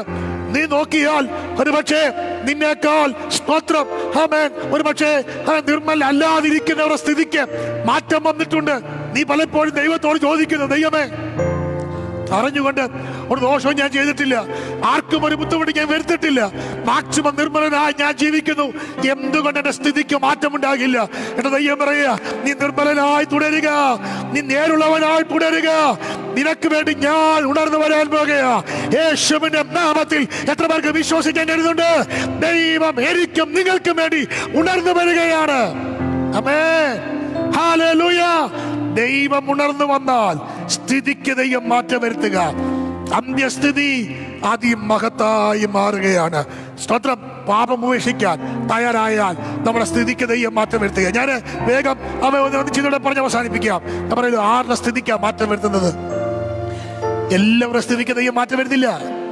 ഞാൻ അതിനാണ് ഈ അത്രയും കാര്യം പറഞ്ഞത്. നമ്മുടെ പൂർവ്വസ്ഥിതി ദൈവം മാറ്റി നമ്മുടെ സ്ഥിതികൾക്ക് ദൈവം മാറ്റം വരുത്താൻ പോകുകയാണ്. വേദപുസ്തകത്തിൽ ദൈവം സ്ഥിതി മാറ്റിയ ഒത്തിരി പേരെ കാണാൻ കഴിയുന്നുണ്ട്. ഞാൻ വിശദമാക്കാതെ വേദഭാഗത്തിൽ അറിയാവുന്ന ഭാഗമായതുകൊണ്ട് വേഗം പറഞ്ഞു വരാം. ഏറ്റവും പ്രധാനപ്പെട്ട വ്യക്തികളെ മാത്രം അറിയാവുന്ന ഭാഗമായതുകൊണ്ട് വേഗം പറഞ്ഞ് അവസാനിപ്പിക്കാം. നമുക്കറിയാം ഇയ്യോബിന്റെ അനുഭവം, അവരുടെ സ്ഥിതി എങ്ങനെയായിരുന്നു നമുക്കറിയാം. വളരെ കഷ്ടതയോടെ കടന്നുപോയി. ഒരിക്കൽ ധനവാനായിരുന്നവൻ, ഒരിക്കൽ ദാസന്മാരുണ്ടായിരുന്നവൻ, ആടുപാടുകൾ ഉണ്ടായിരുന്നവൻ, നല്ല വീടുണ്ടായിരുന്നവൻ. അവന്റെ സ്ഥിതി മാറി. സ്തോത്രം. ആരുമില്ലാത്തവനായി, പരിക്കളാൽ ബാധിക്കപ്പെട്ടവനായി, സ്നേഹിച്ചവർ കൈവിട്ടവനായി, ആശ്വസിപ്പിക്കാൻ വന്നവർ പോലും കുറ്റം പറയുന്നവനായി മാറി. പക്ഷേ ദൈവം എന്നെ കൈവിട്ടില്ല. ഞാൻ വാക്യങ്ങൾ വായിപ്പിക്കുന്നത് അറിയാം. ആ ഭാഗം ദൈവം എന്നെ കൈവിട്ടില്ല. അവരുടെ സ്ഥിതിയെ ദൈവം മാറ്റി. ദൈവം ഇയ്യോബിന്റെ സ്ഥിതി മാറ്റി എന്ന് പറയുമ്പോ ഇയ്യോബിന്റെ ജീവിതത്തെ കുറിച്ചുള്ള പഠിക്കണം. മുമ്പ് ഞാൻ പറഞ്ഞ പോലെ നിഷ്കളങ്കനായവൻ, നേരുള്ളവൻ, യഹോവ ഭക്തൻ, ദോഷം വിട്ടകന്നവൻ. മാത്രമാണോ, അവൻ എന്നെ കൊന്നാലും ഞാൻ അവനായി കാത്തിരിക്കും, എന്റെ നടപ്പ് ഞാൻ അവന്റെ മുമ്പാകെ തെളിയിക്കുമെന്ന് ദൃഢനിശ്ചയത്തോടെ പറഞ്ഞവൻ. അവന്റെ സ്ഥിതിക്ക് ദൈവത്തിന് മാറ്റം വരുത്താതിരിക്കാൻ പറ്റില്ല കേട്ടോ. നീ ദൈവത്തിനോട് നിൽക്കുകയാണോ? കർത്താവിനോട് നിൽക്കുകയാണോ? പ്രതിസന്ധിയുടെ മധ്യത്തിലും ഇല്ല, ഞാൻ മാറിപ്പോകില്ല, ഏത് വേദന വന്നാലും ഞാൻ മാറിപ്പോകത്തില്ലെന്ന് നീ തീരുമാനമെടുക്കുന്നുണ്ടോ? നിന്റെ സ്ഥിതി ദൈവം മാറ്റും. ഇയ്യോബിന്റെ സ്ഥിതി മാറ്റിയ ദൈവം നിന്റെ സ്ഥിതി ദൈവം മാറ്റും. അറിയാവുന്നതുകൊണ്ട് അത് വിശദമാക്കുന്നില്ല. രണ്ടാമത്തെ വ്യക്തിയാണ് യോസഫ്. നമുക്കറിയാം യോസഫിന്റെ സ്ഥിതി നമുക്കറിയാം. അപ്പന്റെ സ്നേഹമുള്ള മകൻ, ആർക്കും കൊടുക്കാത്ത നിലയെങ്കിൽ അപ്പൻ അവന് തയ്പ്പിച്ചു കൊടുത്തു. എല്ലാവരുടെ മുമ്പിൽ നല്ല സ്നേഹത്തോടെ ഉണ്ടായിരുന്നവൻ. പക്ഷേ അവരുടെ സ്ഥിതി നമുക്കറിയാം, വിശദമാക്കേണ്ട ആവശ്യമില്ല. പക്ഷെ 105-ാം സങ്കീർത്തനത്തിലെ ഒരു വാക്യം ഒന്ന് പറഞ്ഞു വരാം. 105-ാം സങ്കീർത്തനം അതിന്റെ 18-ാം വാക്യം, യഹോവയുടെ വചനം നിവർത്തിയാകുകയും അവന്റെ അരുളപ്പാടുകളാൽ അവന് ശോധന വരികയും ചെയ്തു പോലാം. അവർ അവന്റെ കാലുകളെ വിലങ്ങ് കൊണ്ട് ബന്ധിക്കുകയും അവൻ ഇരുമ്പ് ചങ്ങലയിൽ കുടുങ്ങുകയും ചെയ്തു. ഒരു ബ്രാക്കറ്റ് വീട് കണ്ടോ? സ്തോത്രം. യഹോവയുടെ വചനം നിവർത്തിയാകുന്നത് വരെ, അവന്റെ അരുളപ്പാടുകൾ ശോധന വരുന്നത് വരെ അവർ അവനെ കാലുകളെ വിലങ്ങ് കൊണ്ട് ബന്ധിച്ചു, ഇരുമ്പ് ചങ്ങലയിൽ കുടുങ്ങി. ഒരു കാര്യം ഓർത്തോണം, ഒരുപക്ഷെ നിന്റെ സ്ഥിതി ഇപ്പോൾ ഇങ്ങനെയായിരിക്കാം. ദൈവം അനുവദിച്ച് നൽകുന്ന ചിലതുണ്ട്.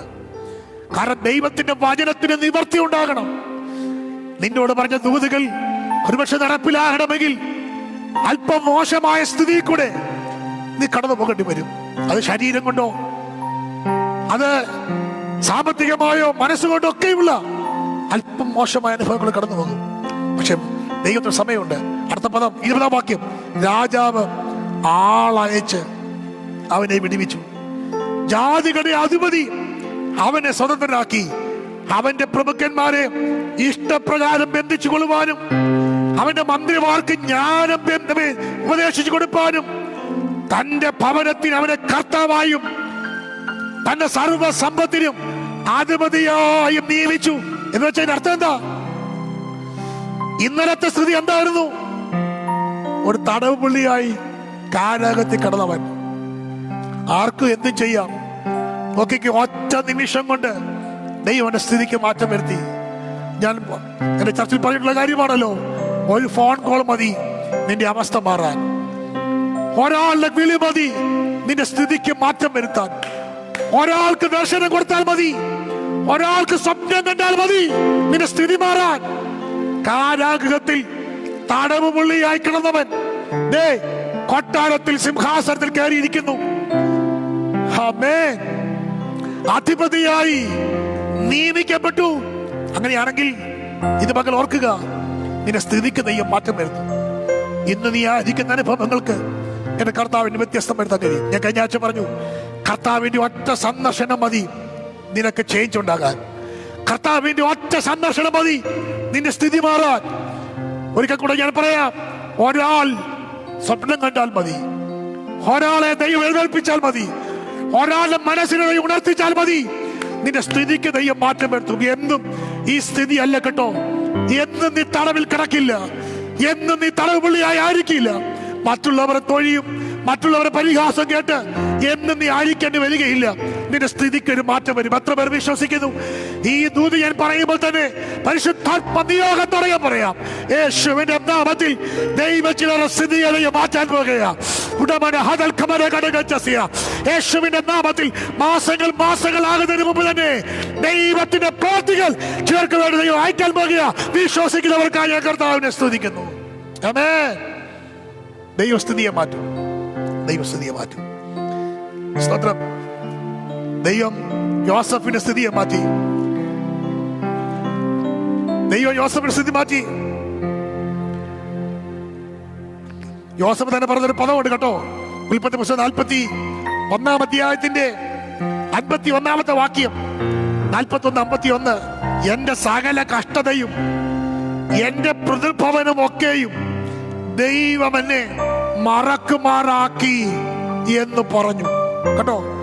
എന്റെ സങ്കടങ്ങൾ ദൈവം മറക്കുമാറാക്കി, എന്റെ വേദന ദൈവം മറക്കുമാറാക്കി. അമ്മേ സ്തോത്രം.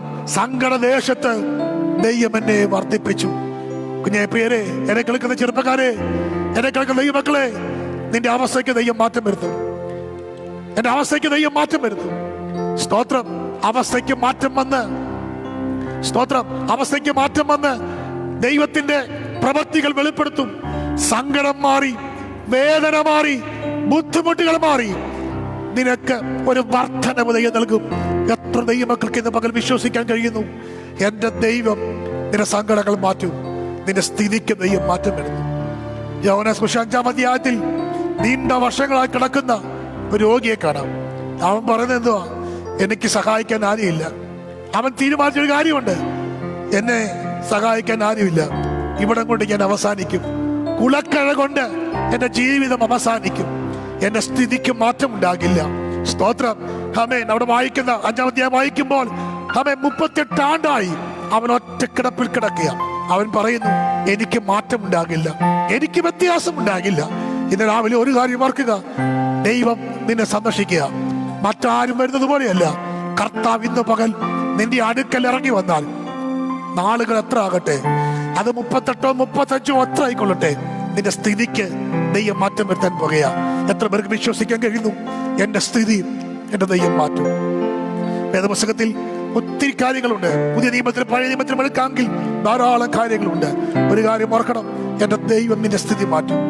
ആട്ടിടയനായി, സ്തോത്രം, എല്ലാവരും മറന്നുപോയവരെ ദാവീദിനെ ദൈവം തെരഞ്ഞെടുത്തെങ്കിൽ, ദൈവസ്ഥിതിക്ക് മാറ്റം വരുത്തിയെങ്കിൽ, സ്തോത്രം, ദാവീദിന്റെ ഭാഷ പറഞ്ഞ യഹോവേ, എന്നെ ഇത്രത്തോളം കൊണ്ടുവരുവാൻ ഞാൻ എന്തുള്ളൂ, എന്റെ പ്രതിഭവനം എന്തുള്ളൂ, എന്റെ സ്ഥിതി മാറുമെന്ന് ഞാൻ ചിന്തിച്ചില്ല.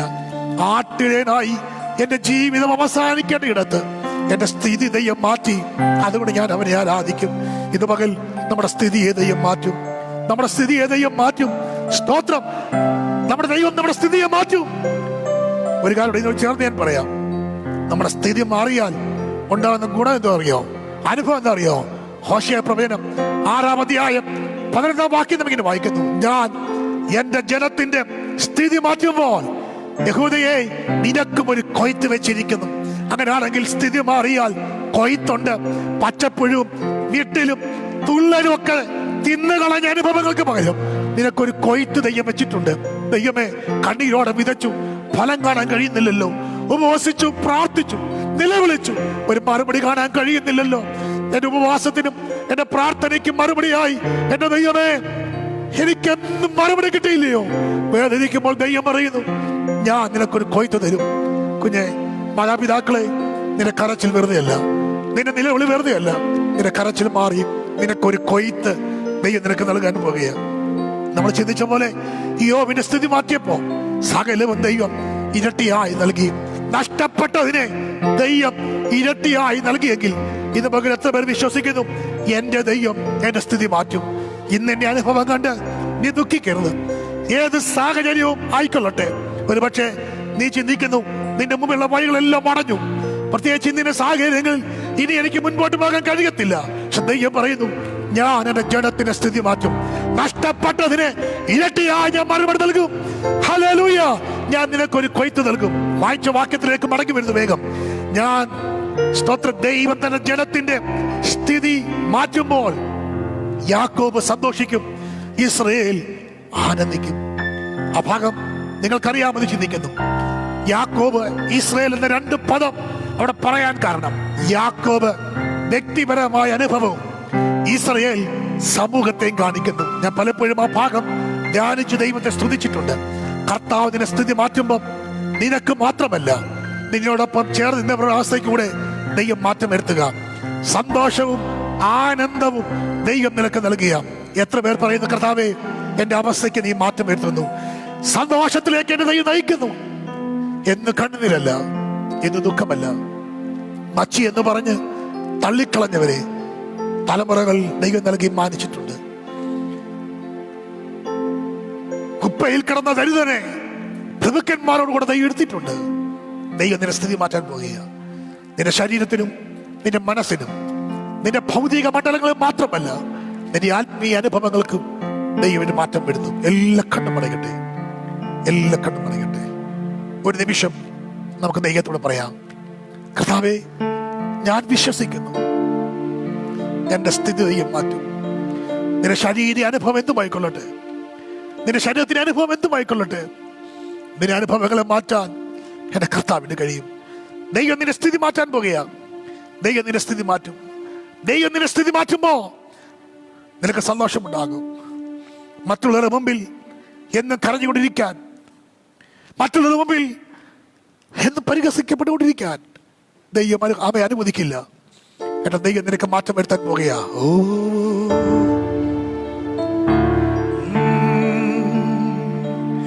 ആദിങ്കൽ കൈപ്പാകിലും അന്യമോ മധുരമത്രേ.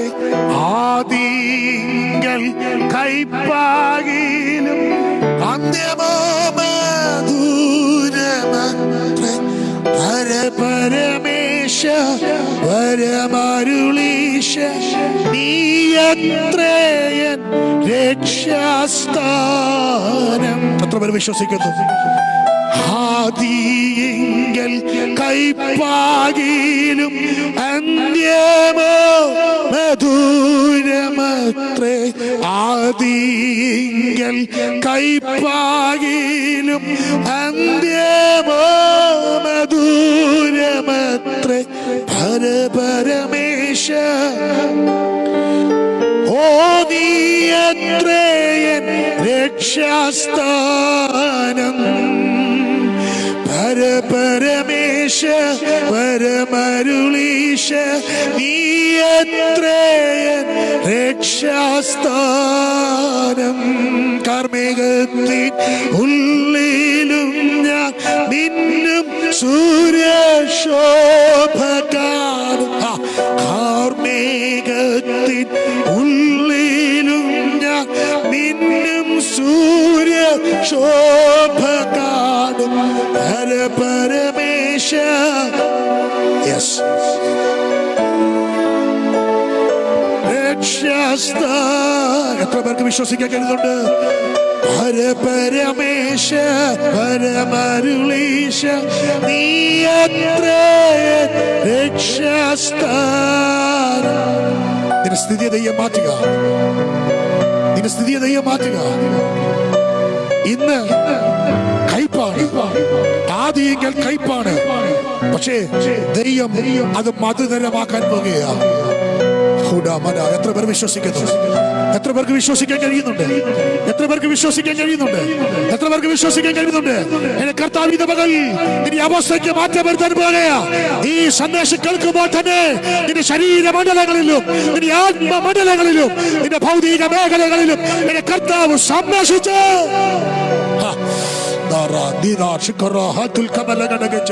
ദൈവസ്ഥിതിയെ മാറ്റാൻ പോകുക.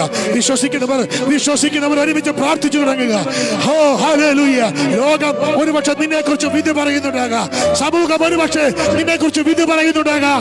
ആമേൻ, നീ ഇതിനപ്പുറം പോകത്തില്ലെന്ന്, ഇതിനപ്പുറം നീ ആകത്തില്ലെന്ന് ഒരുപക്ഷെ സമൂഹം പറയുന്നുണ്ടാകാം. പക്ഷെ ദൈവം പറയുന്നത് ഞാൻ നിന്റെ സ്ഥിതിയെ മാറ്റാൻ പോകുക.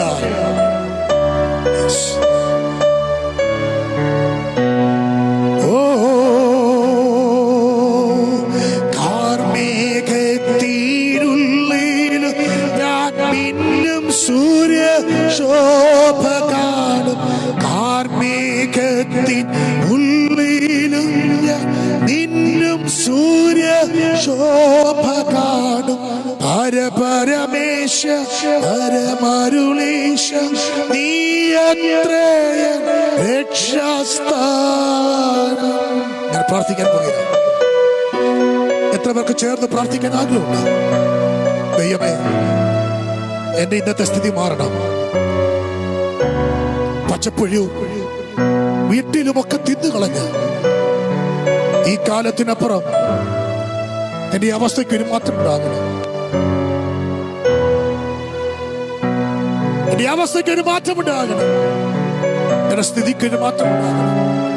പണ്ടത്തെ പ്രാർത്ഥനാ ജീവിതത്തിലേക്ക്, പണ്ടത്തെ ആത്മീയ അനുഭവത്തിലേക്ക് എനിക്ക് മടങ്ങി വരണം. പ്രാർത്ഥിക്കാൻ മനസ്സുണ്ടെങ്കിൽ നിങ്ങൾ കരമുയർത്തി ദൈവത്തോട് പ്രാർത്ഥിക്കുക. ലോർഡ്, കർത്താവേ, എനിക്കൊരു മാറ്റമുണ്ടാകണം. എന്റെ ഇന്നത്തെ സ്ഥിതിക്ക് ഒരു മാറ്റമുണ്ടാകണം. എനിക്ക് ഇന്നത്തെ അവസ്ഥയ്ക്ക് ഒരു മാറ്റമുണ്ടാകണം. കർത്താവേ, ഇതാ ഞാൻ തയ്യാറാകുന്നു. നീ എന്നെ സന്ദർശിച്ച് എന്റെ സ്ഥിതി മാറ്റണമേ. Oh Jesus. പ്രിയ കർത്താവേ, ഈ ജനത്തിനായി ഞാൻ ദൈവത്തോട് പ്രാർത്ഥിക്കുന്നു. ഈ സന്ദേശം കേട്ടുകൊണ്ടിരിക്കുന്നത് അവരുടെ സ്ഥിതിക്ക് മാറ്റമുണ്ടാകാൻ വേണ്ടി ആഗ്രഹിക്കുന്നു. ഇപ്പോഴുള്ള അവർ നിലവാരത്തിൽ നിന്ന്, അവരുടെ ആത്മീയ അനുഭവത്തിൽ നിന്ന് ഒരു വ്യതിയാനം അവർക്ക് ആവശ്യമുണ്ട്. അന്ധകാലത്തിൽ, അതിക്രമങ്ങളിൽ, പാപങ്ങളിൽ കിടന്ന ഞങ്ങളെ കരുണാസമ്പന്നനായ ദൈവം സ്നേഹിച്ച് നിത്യജീവൻ അവകാശങ്ങളാക്കി ഞങ്ങളെ മാറ്റിയെങ്കിൽ പലപ്പോഴും ഞങ്ങളുടെ ഹൃദയം ശൂന്യമായി വചനത്താലോ ആത്മാവിനാലോ നിറയപ്പെടാൻ കഴിയാതെ പണ്ടത്തെക്കാൾ അപ്പുറം പൈശാചിക മണ്ഡലം ഞങ്ങളുടെ മേൽ ആധിപത്യം പുലർത്തി വേണ്ട വിധത്തിൽ മുന്നേറാൻ കഴിയാതിരിക്കുമ്പോൾ ഒരു മാറ്റം വരണമേ എന്ന് ആഗ്രഹിച്ച് പ്രാർത്ഥിക്കുന്ന ജനത്തിനായി ഞാൻ പ്രാർത്ഥിക്കുന്നു. യേശുവിന്റെ നാമത്തിൽ അവരുടെ ആത്മീയ അനുഭവങ്ങൾക്കൊരു മാറ്റമുണ്ടാകട്ടെ. അവരുടെ ആത്മീയ കാഴ്ചപ്പാടുകൾക്കൊരു മാറ്റമുണ്ടാകട്ടെ. അവരുടെ പ്രാർത്ഥനാ ജീവിതത്തിന് മാറ്റമുണ്ടാകട്ടെ. എന്റെ കർത്താവ് ചെയ്യുന്നതിനാൽ അങ്ങേക്ക് സ്തോത്രം. അവരുടെ ശരീരമണ്ഡലങ്ങളിൽ നിന്റെ കരം ചലിക്കണമേ. യേശുവിന്റെ നാമത്തിൽ സ്ഥിതിക്ക് മാറ്റം വരുത്തുവാൻ കഴിവുള്ളവന്റെ ശക്തി വ്യാപരിക്കപ്പെടണമേ. ഈയോബിന് തന്റെ ശരീരത്തിന് മാറ്റം വരുത്തിയതുപോലെ 38 വർഷം കുളക്കരെ കിടന്ന രോഗിക്ക് സൗഖ്യം നൽകിയതുപോലെ യേശുവിന്റെ നാമത്തിൽ ഇപ്പോൾ ഈ ജനത്തിന് സ്ഥിതി മാറട്ടെ. ശരീര അനുഭവങ്ങൾക്ക് സൗഖ്യം നൽകുന്നതിനാൽ അങ്ങേക്ക് സ്തോത്രം. ഭൗതിക മേഖലകളിൽ ദൈവത്തിന്റെ സ്ഥിതി മാറ്റണമേ. ഹല്ലേലൂയ, ഹല്ലേലൂയ. ഒരുപക്ഷെ ആരോട് പറയുന്നില്ലെങ്കിലും പലതിലും വേദനിക്കുന്ന പ്രിയപ്പെട്ടവർ എന്നെ കേൾക്കുന്നുണ്ട്. മറ്റുള്ളവരോട് തന്റെ സങ്കടം പറയാൻ കഴിയുന്നില്ല. എന്നാൽ സാമ്പത്തിക ബുദ്ധിമുട്ട് കൊണ്ട് വേദനിക്കുന്നവർ എന്നെ കേൾക്കുന്നുണ്ട്. പ്രത്യേകിച്ച് ഈ പ്രത്യേക സമയങ്ങളിൽ ദൈവമേ നിന്റെ കരമാർക്ക് വേണ്ടി ചലിക്കണമേ. അവരുടെ സ്ഥിതിക്ക് ദൈവം മാറ്റം വരുത്തണമേ. നഷ്ടപ്പെട്ടതൊക്കെ ഇരട്ടിയായി മടക്കി നൽകണമേ. യേശുവിന്റെ നാമത്തിൽ ഞാൻ അവരെ അനുഗ്രഹിച്ച് പ്രാർത്ഥിക്കുന്നു. ഈ സന്ദേശം കേട്ട എല്ലാവരെയും കർത്താവ് അനുഗ്രഹിക്കണമേ. ദൈവത്തിന്റെ കരമാർക്ക് വേണ്ടി ഉണ്ടാകുന്ന സ്തോത്രം. നീ അവരുടെ സ്ഥിതിയെ മാറ്റുന്നതിനാൽ അങ്ങേക്ക് സ്തോത്രം. രാജ്യങ്ങൾക്കായി ഞങ്ങളുടെ ദേശത്തിനായി ഒക്കെ ഒരിക്കൽ കൂടെ പ്രാർത്ഥിക്കുന്നു. ദൈവസഭയ്ക്കായി പ്രാർത്ഥിക്കുന്നു. എല്ലാ കുടുംബങ്ങൾക്കായി സ്തോത്രം. എല്ലാ കുടുംബങ്ങളെയും യേശുവിന്റെ രക്തത്തിൽ ഞങ്ങൾ മുദ്രയിട്ട് പ്രാർത്ഥിക്കുന്നു. അനർത്ഥങ്ങൾ അപകടങ്ങൾ വഴിമാറി പോകട്ടെ. യേശുവിന്റെ നാമത്തിൽ ഞങ്ങളുടെ കുടുംബങ്ങളിൽ മേൽ യേശുവിന്റെ രക്തം ഞങ്ങൾ തളിക്കുന്നു. ഒരു കുടുംബങ്ങളിൽ മോശമുണ്ടാകുവാൻ ദൈവം അനുവദിക്കരുത്. യേശുവിന്റെ നാമത്തിൽ വാഹനം ഓടിക്കുകയും വാഹനത്തിൽ സഞ്ചരിക്കുകയും റോഡുകൾ നടക്കുകയും ഭവനങ്ങളിൽ ആയിരിക്കുകയും ഒക്കെ ചെയ്ത് ഞങ്ങളുടെ പ്രിയപ്പെട്ടവരെ, തീയുമായി ഗ്യാസുമായി ബന്ധപ്പെട്ട് ജോലി ചെയ്യുന്നവരെ, എല്ലാ പ്രിയപ്പെട്ടവരെയും യേശുവിന്റെ രക്തത്തിൽ ഞങ്ങൾ മുദ്രയിട്ട് പ്രാർത്ഥിക്കുന്നു. ഒരു ദുഷ്ടനും കാണാതെ പരിപാലിക്കണം. സൗഖ്യവും ബലവും നൽകണം. ഈ ആഴ്ച മുഴുവൻ എല്ലാവരും പരിപാലിക്കണം. നാമത്തിൽ പ്രാർത്ഥിച്ച് അനുഗ്രഹിക്കുന്നു. പ്രാർത്ഥന കിടന്നതിനാലേക്ക് സ്തോത്രം. യേശു കർത്താവിന്റെ നാമത്തിൽ തന്നെ ആമേൻ. കർത്താവേ, ഞങ്ങളുടെ പ്രാർത്ഥന കിടന്നതിനാലേക്ക് സ്തോത്രം.